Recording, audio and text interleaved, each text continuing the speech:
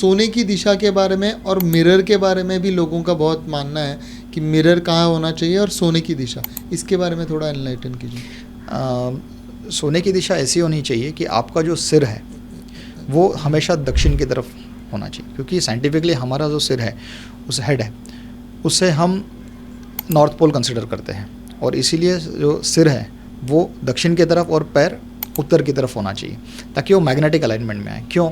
क्योंकि हमारे हमारे शरीर में होता है ब्लड में होता है हीमोग्लोबिन, करेक्ट है ना। हीमोग्लोबिन क्या है? आयन है, और चुंबक या मैग्नेट किस पे काम करता है? करेक्ट, आयन पे। तो ये वन ऑफ द रीजंस है उसका। ओके। लेकिन अगर आपका सिर जो है वो अगर आप सीनियर सिटीज़न हो, अगर आप मेडिटेशन करते हो और आपका सिर अगर पूरब की दिशा में है तो भी चलता है।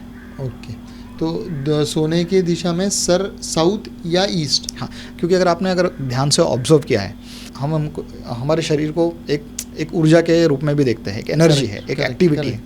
लेकिन जब कोई आदमी मृत हो जाता है या किसी की डेथ हो जाती है, हम उसे क्या कहते हैं?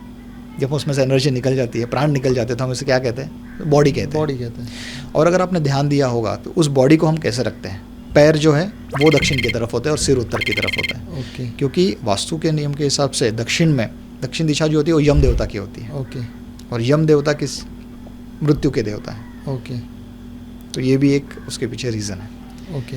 अभी मिरर का क्या महत्व है और मिरर कहाँ प्लेस करना चाहिए?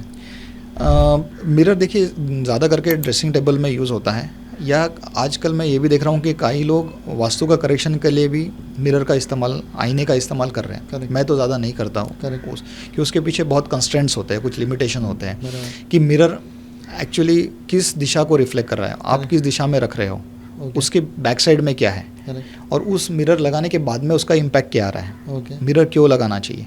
और दूसरी चीज़ ये है कि मिरर जो है वो जल तत्व को रिप्रेजेंट करता है। ओके, तो कौन सी दिशा में होनी चाहिए?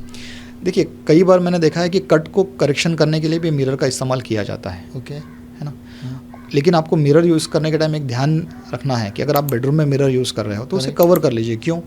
क्योंकि आपका बेड का जो रिफ्लेक्शन है वो मिरर में नहीं आना चाहिए। ओके। और दूसरी चीज़ ऐसा है कि आपने ईशान में रखा है और उसके ऑपोजिट में आपने मिरर रख दिया, तो वो रिफ्लेक्ट कर रहा है। अगर आपका जो प्रवेश द्वार है वो अच्छी दिशा में है, उससे एक सकारात्मक ऊर्जा का प्रवाह आपके घर के अंदर हो रहा है, उसके एग्जैक्टली सामने अगर आप मिरर लगा दोगे, आईना लगा दोगे, करते हैं लोग तो क्या होगा कि मिरर क्या करता है? मिरर किसी चीज़ को रिफ्लेक्ट करता है। तो आपको ये चीज़ का भी ध्यान रखना बहुत इंपॉर्टेंट है। ओके, तो आइडियली मिरर आप कह रहे हैं कि बेड के सामने नहीं रहना चाहिए रिफ्लेक्शन, और अच्छे दिशा के सामने नहीं रहना चाहिए, ना मंदिर के सामने रहना चाहिए मिरर। एंट्रेंस प्रवेश द्वार के सामने भी होना, अगर आप प्रवेश द्वार अच्छा है तो नहीं रहना, वहाँ पे भी अवॉइड करना और मिरर कवर करना चाहिए। आइडियली तो मिरर कवर होना चाहिए। ये आपका कहना है।